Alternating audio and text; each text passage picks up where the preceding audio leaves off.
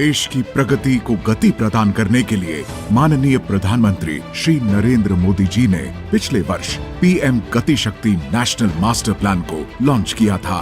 PM गति शक्ति का उद्देश्य है 21वीं सदी के भारत के लिए मल्टी मॉडल और आधुनिक कनेक्टिविटी का निर्माण। आत्मनिर्भर भारत के संकल्प के साथ हम अगले 25 वर्षों के भारत की बुनियाद रच रहे हैं।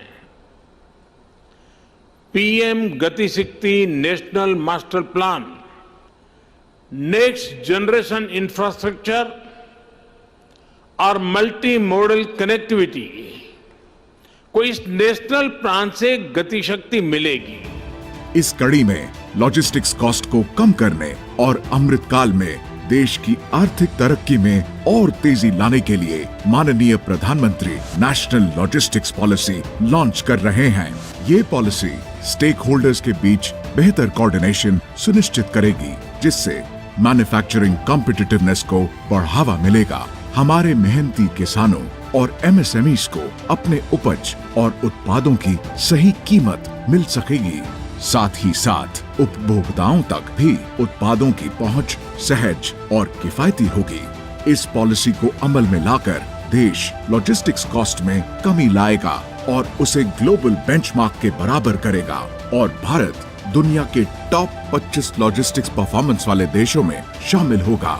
इसके लिए विश्व स्तरीय इंफ्रास्ट्रक्चर, आधुनिक वेयरहाउसिंग, डिजिटल प्रक्रिया और रेगुलेशन, ट्रेसिंग और tracking, ease of arranging shipment और टाइमलीनेस जैसे कंपोनेंट्स पर विशेष फोकस है।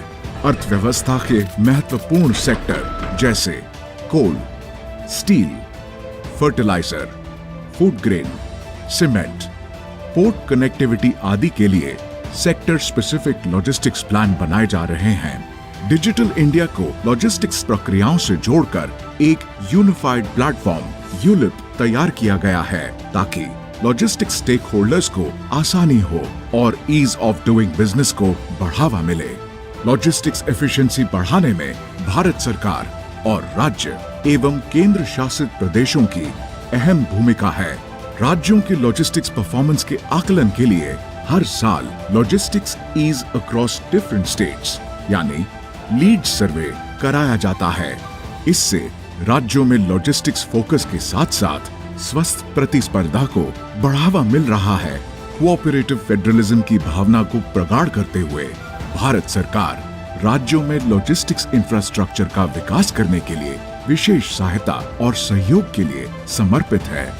देश में वेयरहाउसिंग सेक्टर की स्टैंडर्डाइजेशन के लिए एक ई हैंडबुक भी तैयार की गई है ताकि स्टेक होल्डर्स इसका उपयोग करें और देश में ग्लोबल स्टैंडर्ड्स के अनुरूप वेयरहाउसिंग सेक्टर का विकास हो। साथ ही लॉजिस्टिक्स इंडस्ट्री एसोसिएशंस के मुद्दों के त्वरित निपटान के लिए ease of logistics services portal e logs बनाया गया है।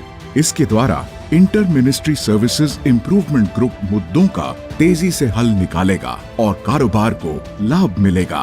कोविड महामारी के दौरान दुनिया के कई देशों में स्किल्ड मैन पावर की कमी के कारण सप्लाई चेन पर बुरा असर पड़ा था।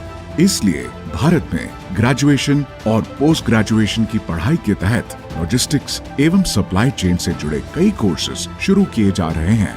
साथ ही लॉजिस्टिक्स आधारित स्किल निर्माण पर भी फोकस है ताकि हमारी युवा शक्ति के लिए देश और दुनिया में बड़े पैमाने पर रोजगार के अवसर बने।